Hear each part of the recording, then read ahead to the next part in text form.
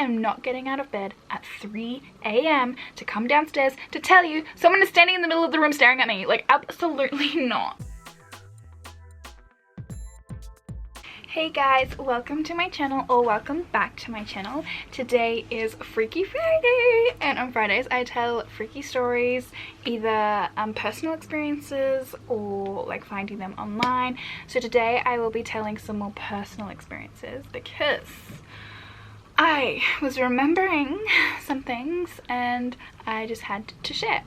So to begin with, this first story is in Ireland. So I was overseas last year and I was meeting some friends in Dublin, and I got there first, so because their flight was delayed from Germany for some reason. We're only staying there for one night, so we just chose this hostel that was like in the middle of the city type thing, so we could go do all the touristy things, which was so fun. I get to the hostel, mind you, I didn't take a taxi. I thought, oh yeah, everything's close. Guess again. Everything's close. So I like get my suitcase and I put the directions into my phone and I start walking, and then I turn the corner and the hill is like this, and I'm like, oh my gosh. And of course the hostel is right at the top of this hill. So I start walking, like it was hard because my suitcase was heavy, like I overpack way too much, and like I'm following the GPS and it's telling me like you've arrived, and I'm looking around going there is no signs, there is no nothing. There's like this huge door where it says the hostel is, but there's no signs, no nothing, and I was a bit like freaked out. So I go up to open the door and it's locked, and I was like, ooh, okay, this is where we're staying. So then I just stood at the front for like 5 minutes because I was googling, and again, this is where it said the hostel was. So this like should have been a red flag. So I knock on the door and this guy opens it, and I said like, is this the blah blah hostel? And he goes, yep, sorry about that, we don't have signs anywhere and we have to lock the doors because we don't want just anyone walking in, and we've had a lot of problems in the past. And I was kind of like, what kind of problems? Am I gonna get murdered in my sleep? And like that should have been a red flag. In the room it's set out like there's 2 bunk beds here, 2 bunk beds here, and then 2 bunk beds over near a window. So I chose the window side because I wanted to look out the window and take selfies in the sun, which I did. And I also, that was the only bed in the room that had a PowerPoint, so of course I was like, yeah, I'm charging my phone. Later that night my friends get there and we go out to dinner. It was so lovely, it was so much fun seeing the Irish dancing, like I really enjoyed that. And so we get back to the hostel. So there was one lady in the middle bunk bed on the top, and she was fast asleep. She was like curled up in her blankets, and then there was the other bed near the door, the bottom bunk. It was taken, but no one was in it yet. So I go to the bathroom because of course there was no bathrooms in our room. It was like communal ones that you had to go out the door. So I get ready for a shower, get all my things, go have a shower, and as I'm like in the bathroom, but when I first walked in I like checked all the stalls to see if anyone was there, and no one was because I just had a weird feeling. And get in the shower and I'm showering, and the door, like it clicked, like it was really loud, like you couldn't miss this door opening, and it clicked a few times and I heard footsteps, and like I come out and check and no one else was in there, and I was a bit like, okay. So I tried not to think into that one too much, but it was a bit freaky. And then I go around to the end of the stall and start like blow drying my hair and brushing my teeth, like getting ready for bed, all the normal things you do. And I hear the door click and I kind of like look down the hallway and no one was there. And I was like, okay. So I just continue what I'm doing and I like dry my hair, and then I hear the door click again and I kind of like look down, and this time there was a person there. And it was this lady in like this white nightie, like she looked like something straight out of a horror film. Like I saw her and I was like, and I was just trying to be friendly, so I said, hello, how are you? And she didn't say a word to me, and she just like stood beside me just doing like I think she was brushing her teeth and doing her hair, and she like didn't respond to me, didn't look at me, just kept doing what she was doing, and I was like, oh, okay, sorry, didn't mean to like intrude. And then like I go to bed, pack everything up, and I'm just sitting in bed like just scrolling on Instagram or I don't know, whatever I was doing, and then the hostel, like the door opens to our hostel room, and it was her. And I was like, oh great, I tried to be nice to this lady and now she's sharing a room with me. Great. So she was the one in the bunk bed near the bedroom door, and I wake up in the middle of the night to like this vicious zipping of a bag, and I open my eyes and I look across the room, and lo and behold, this lady in the white nightie is sitting on the edge of her bed like doing this with her bag, just back and forth with her zipper.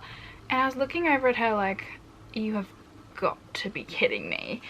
And she stops and then she pulls out her phone and she's just scrolling on it. So I checked my phone and it was 3 o'clock in the morning, and I was like, really? Like, I've got to be up in like a few hours. Why? Why? So I try and go back to sleep because I was like, maybe she's just got really bad jet lag, and I don't know, maybe her zip broke and she's trying to fix it. Don't know, I was just trying to not think about it. So I prayed, and then I was like, as I was falling asleep, I hear her get up out of bed. I look up and like there's a little bit of light in the room from underneath the door coming from the hallway, and I see her get up, and she like stands in the middle of the room, and she is staring straight at the lady who was sleeping in the middle bunk bed. And at this stage my heart was like beating out of my chest, because I was like, oh my gosh, like if she turns my way and starts looking at me, this is it. I'm gonna die here tonight, pretty much. That's what I was thinking. And lo and behold, she slowly, like it was seriously something out of a horror movie, but she just like slowly turns and stares at me. And I was like, I didn't want her to know that I was awake and I could see her watching me. And then she turns back like to the lady in the middle bed, and then turns back and watches me, and then she turns back to me and then walks to the end of my bunk bed and just stands there. And I was like I thought I was going to vomit. That's how freaked out I was. And she just stood there for ages. Now there was like a basin at the end of my bed, but the tap didn't run or anything. Like she literally walked in the middle of the room to the end of my bed, and she would have been staring at me, but I was laying there going, oh my gosh. And then she eventually goes back and sits on her bed and starts scrolling on her phone, and I was like trying to think logically, like maybe she's sleepwalking, like I don't know, trying to calm myself down, but she just goes back and sits on the bed and starts scrolling through her phone. So I was like, she was awake. She was awake. So this lady literally woke up at 3 a.m. to stare at us and just stare at the, like walk at the end of my bed and stare at me. So when morning eventually does come, I get up to go to the bathroom, and I kind of like look over at her bed. All of her bags are like ready by her bed, as if she had like just gotten there all ready to go, like she was ready to rumble. As I walk out, I look at her, and like her sheet is all over, like you couldn't see her body, like you could see that there was someone underneath this white sheet, but I couldn't see her. And I was like, okay, a bit weird, but you do you, boo, if that's how you sleep. Like so go to the bathroom, and I wasn't long, and I come back out, and everything on her bed was gone. She was gone. Like she literally would have left in under 2 minutes. Like she probably was like already dressed, so you would have just shoved that sheet down and left, because it was under 2 minutes when I was back in the room, and she was gone. There was no sign of her. Like her sheets were folded on the bed as if she hadn't been there.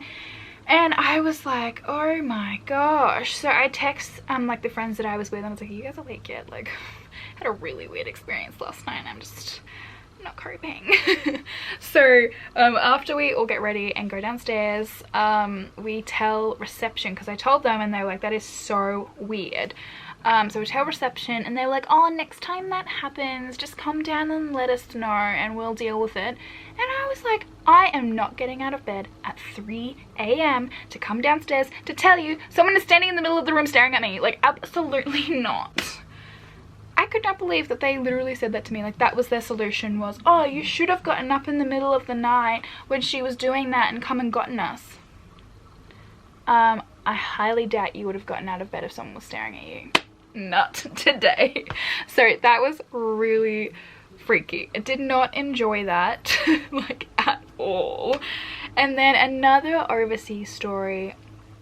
This isn't so much like a scary one, but it was very like spiritual.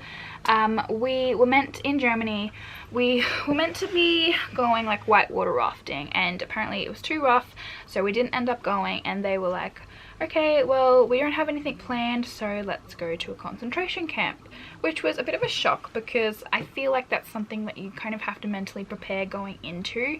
So we get to this concentration camp, and we like start going through, and we get to this one building, and they hadn't like told us anything. They were just like, just go off like by yourself kind of thing. So I get into this one part of it, and the heaviness that I felt was so overwhelming that I started to tear up, and I was like, something so horrifically bad had happened here. And I'm walking through, and I was just praying because I was like, there has been some really, really bad things that had happened here. The spiritual presence was just so sad. Yeah, I definitely would recommend, like, if you ever want to go to one, to definitely go. It's an amazing experience, but just be aware that it is very heavy. Like, I just left that concentration camp just so sad. One last story that I had overseas. So this is like all overseas. All these stories. Overseas demons. No, I'm kidding. So this one, it was in Amsterdam. And we like go out that night. We had a few drinks. I even drank beer in Amsterdam. I hate beer, but the beer over there tastes better. I don't know what it is, but delicious. But yeah, we get back to this hostel, and it was like, it must have been like 2 or 3 o'clock in the morning at this stage. When you get into the bed, there's like this little covering like near your face, so people can't like watch you sleep, because after what happened tonight. I chose the bed that like covered your face, and in the middle of the night I like wake up, and I like heard footsteps in the room, and I was like, oh, maybe someone's gone to the toilet or something. I just keep listening, and then it stops, and then I hear like breathing on the other side of this like, I don't know, this covering near my face. And I was like, why is someone standing by my bed, like heavy breathing next to my face? Like, that's so weird. So I kind of like really slowly like move for my phone to try and get a light, and I like turn the torch on, and I sit up, and no one is in the room. Everyone is like dead asleep. Like, no one, if someone was breathing there, they had nowhere to hide, pretty much. Like, I would have heard them if they sat on the bed next to me. There was nowhere to hide. It was a very open space, so that was pretty terrifying. Don't know what happened there, but didn't enjoy it. Like, it was like, I could hear it. It was like someone heavy breathing next to like my head. I don't know, but yeah, I didn't enjoy that. And I think that was like the only other creepy thing that happened overseas. That one in Dublin, that was the worst. Like, that was terrifying. 10 out of 10 do not recommend waking up in the middle of the night to someone staring at you. I do love sharing them, but it also, like, I hate talking about them again, because I'm like, ew, I hate that happened. Someone in the middle of the night staring at you, like, and the breathing, no, like, no. Yeah, I hope you guys enjoyed. I really enjoy telling these stories. Like, it's so much fun to tell them, but it also does freak me out. But I really enjoy this. So I hope you guys enjoy as well, and thank you so much for watching, and make sure to like and subscribe if you want to. But yeah, again, thanks so much. Bye!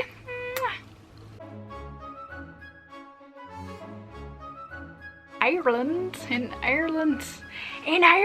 Okay, I need to stop. My SD card was full and stopped recording, so I don't know where I was up to. All I could imagine was just a demon running at me, or like this creepy lady in a white nightie with blood all over her coming to get me.